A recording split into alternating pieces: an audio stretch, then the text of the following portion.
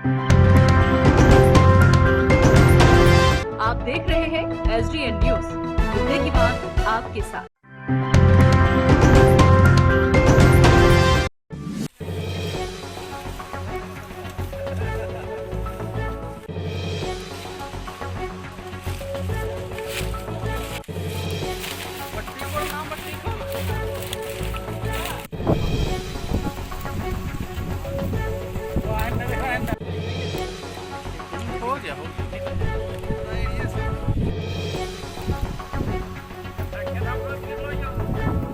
एक तो कोरोना का दंश, उसके बाद से आपदा ही आपदा। ऐसे हालात में गुजर रहे हैं वो ग्रामीण जो लगातार लॉकडाउन में त्राहिमाम हैं।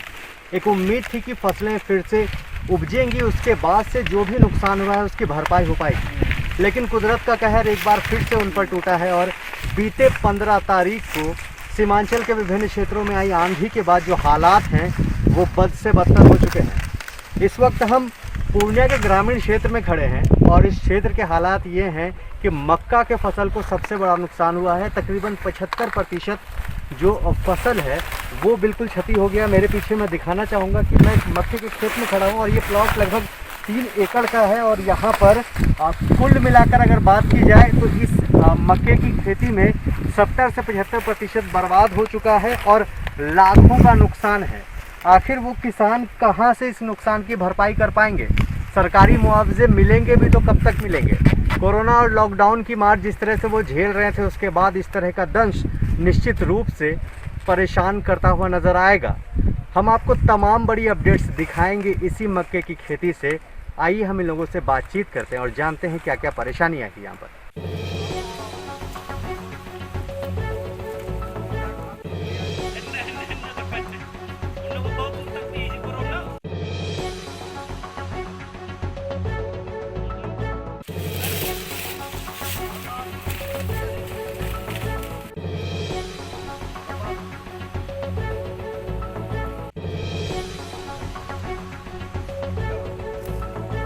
ये अभी 15 तारीख को जो आया था आंधी, उसी में ये टोली पंचायत चंपा बरेली गांव में है और इस पंचायत का तमाम मक्का खेती यही हाल है जो आपके सामने है। और 70% लोगों का पूरे पंचायत में क्षति है। 70% लोगों को मक्का पूरा दह गया और आंधी जो आई पूरा एकदम सो गया है। देखिए ये भुट्टा भी पूरा खिज्जा टाइप का है, पूरा खिज्जा है।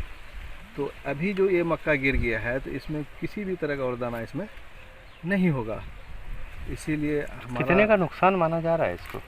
कहाँ पंचायत स्तर पर कि इसमें कितना आपके पंचायत में? हाँ 70% लोगों को फसल का नुकसान। लाखों में नुकसान हुआ होगा? हाँ लाखों में, करोड़ों में नुकसान है। करोड़ों में नुकसान, करोड़ों में, लाख का तो कोई मतलब ही नहीं है। ऐसे हालात इस पूरे क्षेत्र के होंगे लगभग? जी जी जी, मेरे पंचायत में तो पूरे है। अच्छा, कोई अधिकारी यहाँ पर आकर अब तक इसका निरीक्षण किए क्या इसके नुकसान? नहीं, अभी तो कोई अधिकारी का सूचना हमें नहीं है।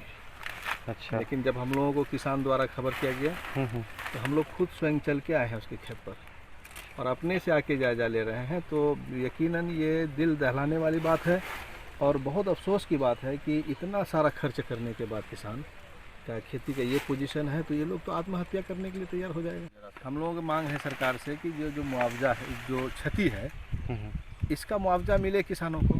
अगर नहीं मिलेगा तो ऐसे ही लॉकडाउन की वजह से लोग परेशान हैं और खेती भी ख़त्म हो जाएगा। तो लोग कैसे जिएंगे किसान?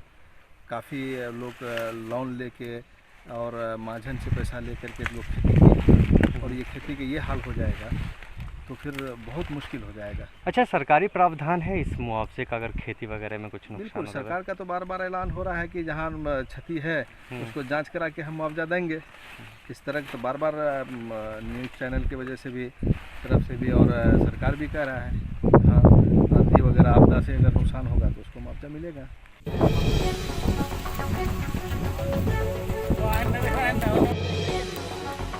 हो गया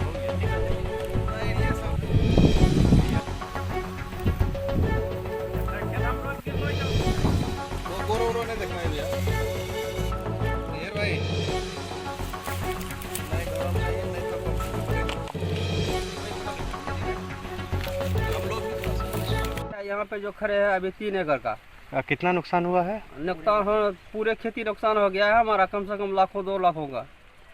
क्या मांग कर रहे हैं आप? हम लोग किसान हैं, क्या करेंगे, लोन वोन लेकर के खेती किए, हमारा नुकसान हो गया। अब सरकार क्या देगा नहीं देगा वही का सरकार से मांग रहे हैं। अच्छा, कितने दिन और फसल रहता तो आपका ये कट जाता? कम से कम 1 महीना। 1 महीना और रहना जी। था इसको। हाँ। क्या क्या उम्मीद लग रही है कुछ सरकार की तरफ से, ऐसा कोई जांच के लिए कोई आया है? जांच के लिए तो ये बुलाया है, अब देखें क्या होता है नहीं होता है। अब सरकार क्या करता है नहीं करता है। कै महीना ये फसल खेत में रहता है?